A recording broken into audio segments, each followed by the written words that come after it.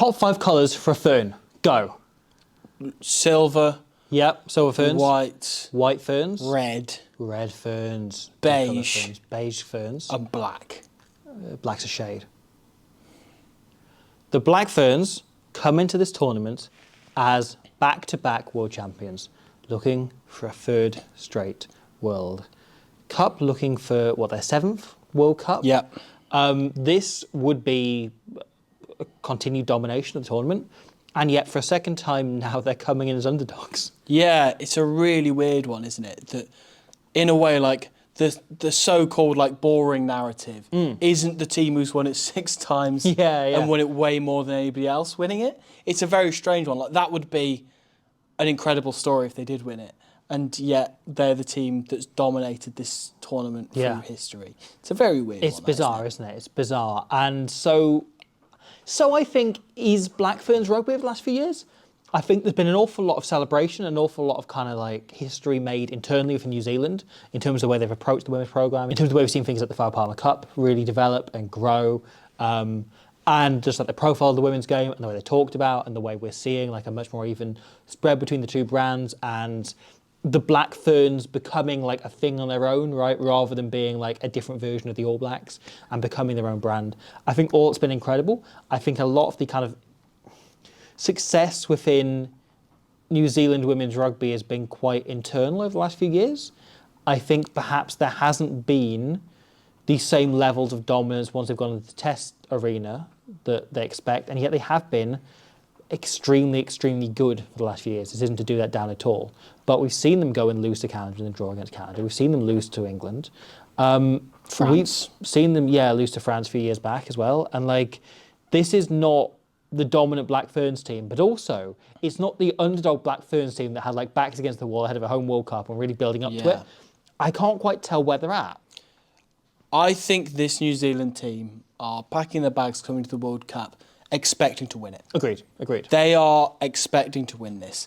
And the thing is, it's really put things in perspective for me when we talk about this World Cup, because we constantly talk about England, and we live in England, right? Yeah. So we are surrounded by this England team, what their performance is like, how dominant they are. You can't walk down the street without someone asking you about Jade Shekels. Yeah, exactly. But then I wish I could. This morning, I started thinking about the Black Ferns and the squad that they've got together and going like, oh my God, of course they can of course they can win the World Cup. This becomes the point, right? Like, it's so internal that I think the Black Ferns themselves are not doubting that. They're going to this World Cup expecting to win it. Yeah. They're not listening to any of the noise about England. Yeah. Maybe they know they're going in as second favourites instead of first favourites. Yeah. But they're only viewing that as a like, oh, you think we're not as good as that lot. And that was what happened last time out. Was playing for them. That was what happened last time out, and they went and won the final. Yeah. That I can remember, in the week of the last World Cup final, friend of the channel, Jamie Wall, hello Jamie, messaging me and saying, by the way, just so you're aware, there's no chance we don't win this final on Saturday. Like, I know England have dominated. Like, you can throw as many stats as you want about how dominant England are, but I just know that we're not going to win. Just New Zealand's rugby team doesn't lose games like this when there's this much narrative around it, especially at home at Eden Park. Like, it just doesn't happen. I've been here enough times that I just know we're going to win it, and they did. Yeah, and that it just sometimes it just happens like that. You can just tell from the energy of it, like what's going to happen, especially with New Zealand more than any other rugby nation in history, right? And again, like, I looked at this squad and I thought, oh, it's the New Zealand national rugby team. Yeah. Of course they're going to like win. Of course they're going to like win all of these games and play the most incredible, expansive brand of rugby. And again, if you've not watched much of the Black Ferns playing before, they are such an entertaining brand. They run the ball from almost anywhere.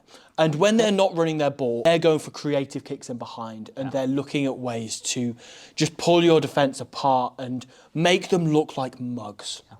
They are the archetypal New Zealand team. Yeah. It is all in creating space. It is all in drawing people. It's all in that passing of the ball and that handling. Like, they play like the image of that 1905 original All Black side, right? They play rugby as an art. They play, exactly. If you look at the history of New Zealand rugby, right, there are so many examples, even before rugby, when you look back to kind of traditional games that led into it, about ball handling, about getting the ball into space, about drawing people in, about thinking about the game, picking your lines of running intelligently. That is the thing the Black Ferns do incredibly, incredibly well. As well as sort power, of things that, of course. course. Yeah. The power is very much there, but like it's all in the dynamism and the lines of running and the thinking about the game and the picking angles and being incredibly well coached. Clearly, from when they were all kids, like there has been that level of New Zealand, the team. I think, and maybe this is a bullshit point because I don't know it like to a player, but they feel like the team where you can tell everyone's been playing rugby since they were like 5 to 8 years old, right?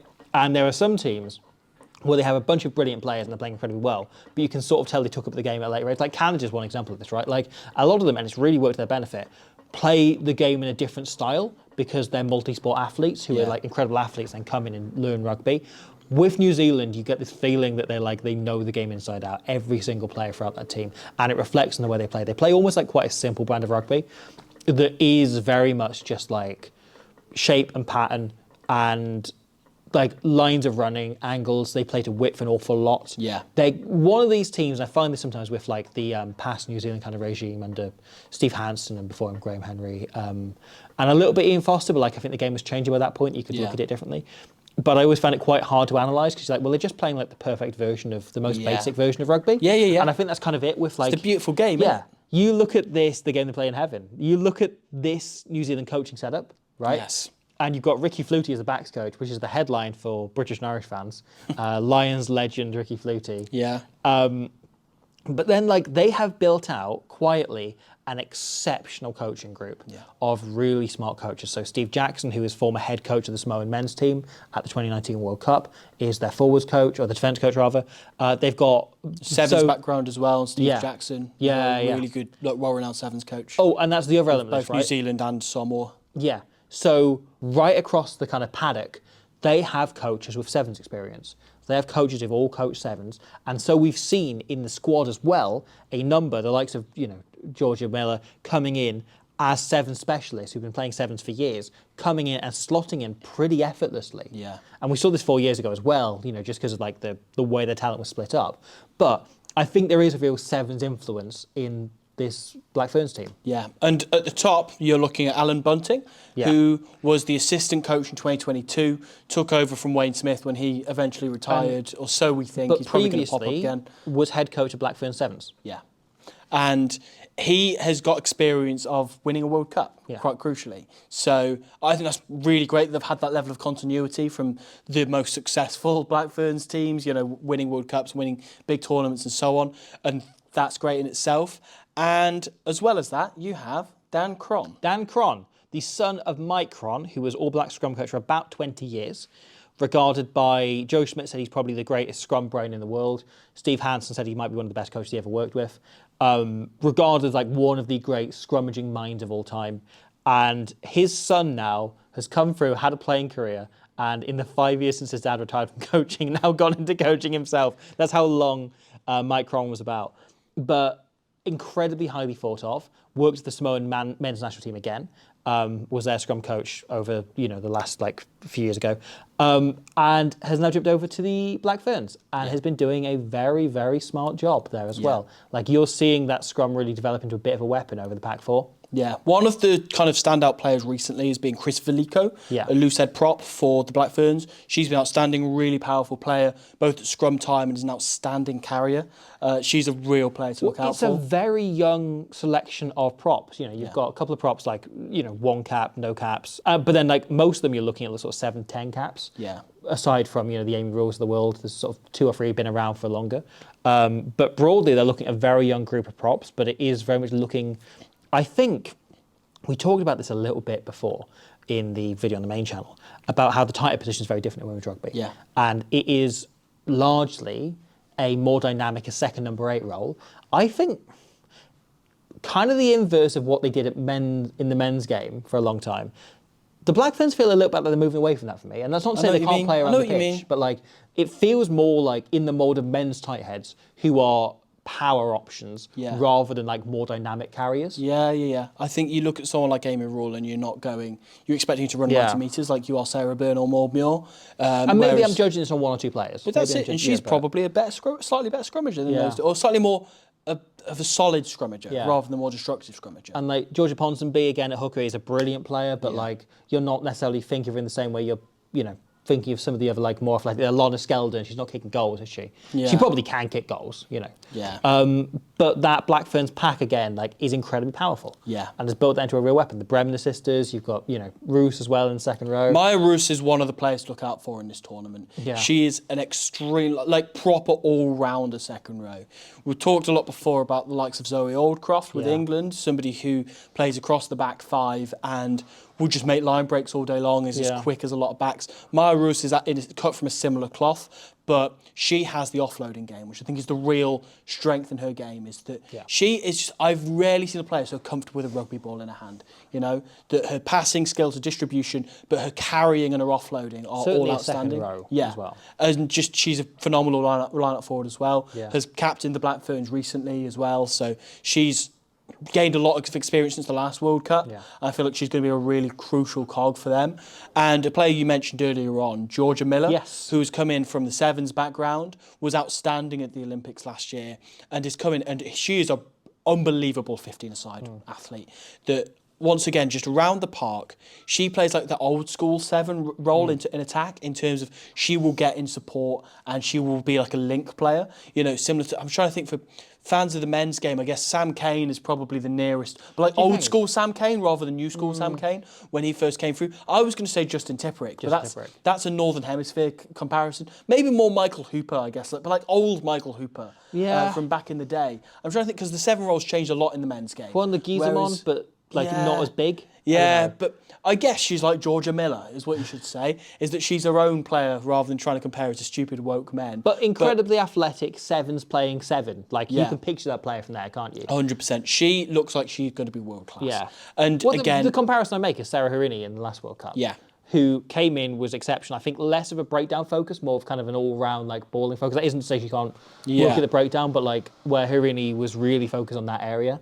I think maybe there's a slightly different threat here. Yeah, Michaela Tu as well at the back at number 8, phenomenal ball carrier, one of the best out there. As well as Kennedy Tukuafu, formerly Kennedy Simon. Yes, yeah, which caught us both out. Yeah, co-captain in this tournament, proper workhorse in the back row. Yeah, I'm really excited to see her just get amongst it. The other co-captain, Rory Demant, who is, would you say, the best 10 in the world in this side of the game? Probably, yeah. I think probably. So. I think so. The England 10s will mix it with her a little bit, but I'd say in that's terms probably of, she fair. sort of rolls all the attributes of the England 10s into one player. Yeah. I think other than maybe the longer kicking game of Helena Rowland, the kind of like distance on the boot.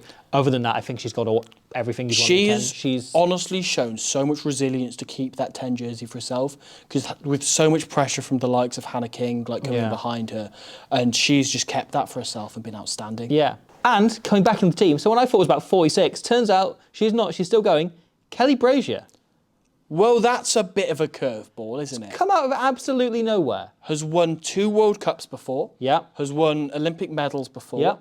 There is not somebody that you could call upon that's more valuable than that. She has a level of experience that you can't make up. Like, there's no amount of talent that makes up for that. It's almost like having an extra coach in the team. Yeah. Somebody who's a calm voice and will bring a different kind of leadership to someone like Ruha Deman. Yeah. And as well as that, she's one of the best fly-halves in the history of rugby. Yeah.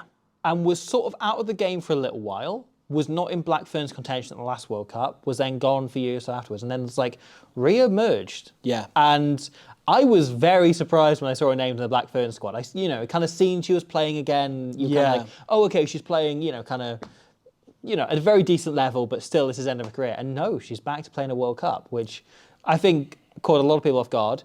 Remains to be seen, how much of the 2017 era Kelly Brazier we see. But if we see 10% of it, that is. If you stick her on the bench, player, then even if you don't necessarily bring her on, she will bring so much to the matchday squad. You've got a range of options available there. Then the centres, which is, I think, is there a position more stacked in this World Cup than the Black Ferns centre position? They edge out England's centres narrowly. I have genuinely no idea who you take. Yeah. This is why everyone's talking about Jay Shackles. Yes. Because they know.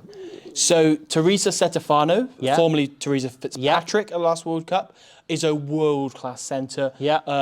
Really direct, but with the offload game Should we do as this well. now? Amy Duplessis is a world-class centre. Stacey Wacker, Stacey Flew at the last World Cup, is a world-class centre.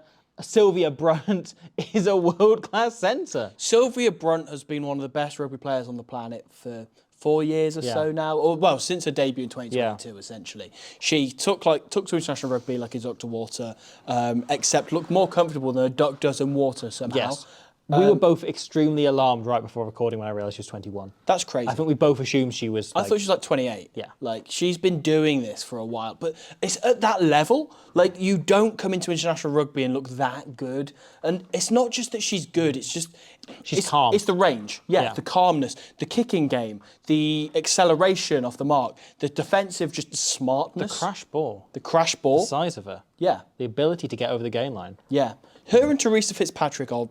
I was going to say hard to separate, but also Sylvia Brunt is just like... Yeah. She's one of the best rugby players on the planet. So if Teresa Fitzpatrick... Or Stefano, rather. If Teresa Stefano is your second best option in a position, you're doing pretty damn well. Yeah. And again, Duplessis is probably edging out Wacker at this point. Amy Duplessis was one of the form players on the planet this time last year. Yeah. Like, she was up there with Ellie Kildunn in terms of the players playing the best. You're looking at potentially Stefano and Wacker as your second choice centre combo. How crazy is that? And then Wacker's been great this year. Yeah. He's looked back to her best again. Again, after like slightly dissipated, went and played rugby league for a bit. Yeah. Has now come back into sevens union as well. for this. Yeah. And looks herself. Has been real good. And has been doing that massive grin at everything happening around her. I have no idea who you pick there. No. I genuinely couldn't select And it's not like you can shift one of them to a different position, because the thing that the Black Ferns have over any other team is they are flushed with world-class back three players. Yeah. They're genuinely, like, you can't get all of those on one pitch as well. To put this in perspective, Melalangi Paul has missed out on selection for this World Cup. And she would get into any other team, probably even including England. She would get into any other team, right? And like, she is a bordering on world-class player, but you're not quite world-class. You're like 1% off world-class, right? Yeah. And so they have called up, right, the GOAT, Portia Woodman-Whitcliffe, has come out of retirement, probably the greatest women's rugby player of all time. Probably the greatest Black Fern of all time, certainly. Yeah. She is as close as the women's games had to Jonah Lomu, frankly. That she is say in the other video, unstoppable. She's simultaneously Lomu and Habana for the women's game. Like, she's both of those players in one. She came back to the Black Ferns and scored 7 tries in a game against the USA. Second game. Yeah, Second which game is back. mental. So they've got her. She also, like, as a note of narrative as well, right? She went off injured early in the last World Cup final. Yeah. So you've got unfinished business. Exactly. Unfinished business, revenge mission here, open for her. And the additional note, and again, I mentioned this in the video, she is 1 try behind Doug Howlett's record for a New Zealand senior team. Yeah. 1 try behind. She'll probably break that in her next game. Very good chance she breaks that. Because she rarely scores less than 2 tries in a game of rugby when she plays these games. But it's true. It's true. Like, she scores tries most times she gets the ball. If she plays against anyone other than the sort of Englands and Canadas of the world, you would bet on scoring at least 1 try. Like, in every... 100%. And even then, you still would, but like, her scoring rate against teams that aren't like the top 1% of teams is basically 2 tries a game. Yeah. She say like 1.3 or something. You're also looking at Aisha Letiyinger, who is a phenomenal player, unbelievably strong, and her acceleration is so good, and just has a real ability to finish tries. Like, she's just such a good try scorer, and that's just like her one talent, is she just scores tries that don't look like they're on. However, the one player in this whole team that I'm desperate to talk about is Braxton Sorensen. Oh, not Vakakolo. No, Caitlin Vakakolo is phenomenal. It was, again, another real form player last year. Yeah. Was in the World Rugby Dream Team. Yeah. I think very deservedly so. We mentioned her in Dispatches for the Team of the Year. I think Ebby Dow got in ahead of her. But what a try scorer. Yeah. Incredibly Incredibly quick as well as powerful. You mentioned that Jonah Lomu comparison. I'm not going to make it, but it's there in the open if you want to. Yeah. She's at least Joe Roccathocco, if not Jonah That's Lomu. it. She's the Joe Roccathocco of rugby. Yeah. But you're right. But like having Roccathocco and Lomu on your wings ain't bad, is it? Yeah. Vakaholo is a proper machine. Like, every time she gets the ball, and also defensively makes huge hits as well. But yeah, I'm itching to talk about Braxton Sorensen. Please do. Because she is, I don't think there is a rugby player in the world other than maybe, and this is maybe, Sasha Feinberg and Gomezulu, with a bigger ceiling than Sorensen McGee's, because she already looks like the real deal. Came into international rugby and immediately scored 2 tries on her debut against Australia, and they weren't just dot downs as well. She soared through the air for one and broke through the line for the other and showed phenomenal pace. She is not the biggest player in the world, but her footwork, her evasion, her just ability to break the line every time she gets the ball, it kind of gives some kind of cross between Christian Cullen, Israel Dag, and Renee Holmes, who's also there at the World Cup. Like, No pressure then. no pressure, but honestly, she's 18 years old, Yeah. and I have not been so excited by a player in a long, long time. All the talk will be about Ellie Kildunn at this World Cup, and yet here comes through this 18-year-old who just clearly loves playing the game, and again, it's like watching a kid play rugby who doesn't realise just how good she is at it yet. It is like she's 18. Yeah. But I don't think she realises just how good she is. Yeah. And every time she gets the ball, there is that genuine excitement that she might score. Yeah. We'll see. We'll see. But honestly, as I say, like, I think she will be one of the players of this World Cup. I'm sitting in a moment's silence because we had this conversation just before, and like I've obviously seen clips of her, and obviously I watched her. Yeah. There was clips of her playing domestic rugby and watched her play for the Black Ferns, and kind of had her down as the next big thing. And you were very much like, she isn't the next big thing, she's now. She's now. And I think this will be the moment where she has to prove it. Yeah. I think 100%. She's sitting as the next big thing. And they've got Renee Holmes in to cover for her, but most likely second choice. But if Sorensen McGee doesn't play well, it's not like they've not got a well-proven backup. Yeah. Like, Renee Holmes is a proven not only goal kicker, but also just around the park, really good at covering ground, just such a solid fullback. Okay. And if she's the second choice, then you're doing pretty bloody well. Okay, let's talk about their prospects in terms of the long-term tournament. Yeah. Right? So, I think most people have England down as favourites. Yeah. And the Black Ferns second. Would you concur? I would concur. However, we've just talked about the Black Ferns, and like we recorded our episode on England just before this, and we were talking about the chance that we gave the Black Ferns, right? Having just talked about them, does that change like how your perspective on the Black Ferns is at all? Yes, no. I still think England's best team in the tournament. Yeah. I would still give England. We said at the end of the video, right, that I will put this one out afterwards, so this isn't a spoiler. It'll be out there for you, please. I'd give them upwards of 90% odds of winning the World Cup, England. I stand by that. Talking about the Black Ferns in detail does make me think maybe I overrated Canada as having Canada as second favourites. Yeah. But a little bit of me still does think that you look at, and that semi-final is the game I'm most excited about for this whole tournament. Potential semi-final between New Zealand and Canada is so exciting as a prospect. But you look at the way the Black Ferns, when they came up against Canada in particular, last year and then this year when they had a draw and obviously lost them last year, both of those results were like down to them not being able to handle what Canada were throwing them offensively. Yeah. And being really taken off guard by it, but also Canada being really defensively sound and accurate. And I feel like there are only 2 teams in the tournament who can beat the Black Ferns, and they are England and Canada. Ireland did it though, didn't they? Ireland did it, France did it. Yeah, France did it. No, I'm wrong there. But I think in a World Cup mode, New Zealand are different. Yeah, it is. And I can't see France beating them. Ireland, my gut feeling about that pool game is Ireland will come off beating the other 2 teams in the pool like pretty comprehensively, and then the Black Ferns will sort of walk all over them. Yeah. I could be very wrong on that. But I've just got this gut. Erin King obviously was brilliant last time they played. Scored 2 tries. She's going to be missing. My gut feeling says that New Zealand will romp against Ireland a bit, and we'll see something similar to what happened against Canada for Ireland the other week. That it's really interesting because our narrative for the but England one was is there a way that they don't win this? Yeah. And we did talk about their vulnerabilities.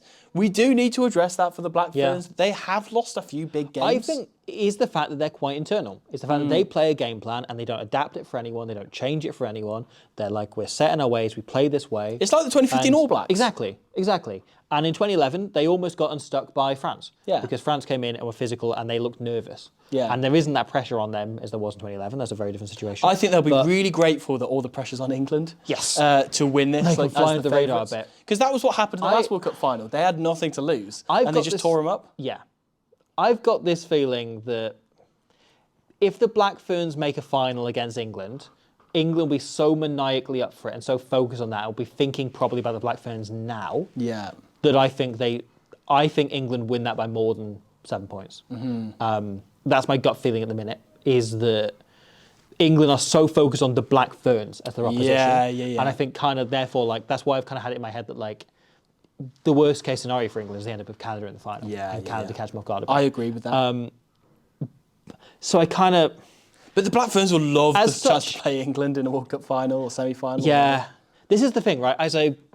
When I say that I have Canada above the Black Ferns in terms of winning it, I think I have Canada in terms of winning the World Cup is more likely, but New Zealand making the final is much more likely. Yeah, winning the final and making the final seem two different things. Yeah, in I this think if context, Canada don't they? make the final, I'd give them a better chance of winning it than New Zealand. Yeah. But I think England will be so focused on it, so fired up for it, and so like Oh, willing that's to shut down. fascinating, isn't it? Okay, so the Black Ferns, to conclude, as we started, they are coming to this World Cup to win it, Yeah. right? And they have a team who are good enough to win it, Yeah. regardless of whether or not they will. And we don't know just, as we discussed, like there's a lot of kind of factors that slide in like how England play, and that's a big part of this. Yeah. But the Black Ferns are coming here to win it, and they play a near perfect brand of rugby, which is so exciting to watch. However, And, yeah. we should, before we wrap this up, pick one player each. Yes. From this team. I think you know which way I'm going to go. I've got a feeling. I'm going to stick with Braxton Sorensen McGee. I think she is, as you said, you think she's the future. I think she's the now. I think she's super, super exciting. I would pick one of the centres, but I've got no idea which one we're playing, so that takes that off the table.